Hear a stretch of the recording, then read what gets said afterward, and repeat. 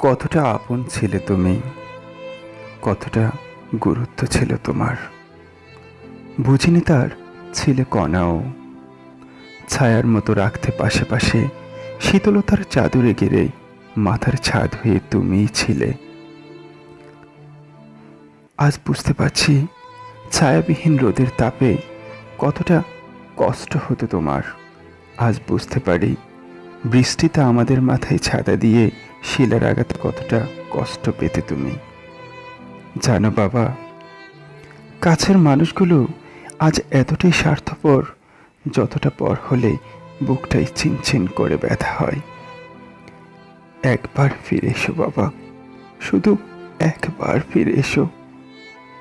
আজ প্রচণ্ড মনে পড়ছে তোমায়, প্রচণ্ড কান্না পাচ্ছে তোমার জন্য, প্রচণ্ড ইচ্ছে করছে তোমার পাটা ছোঁয়ার জন্য, প্রচণ্ড ইচ্ছে করছে তোমার মাথায় ছাতাটা ধরার জন্য।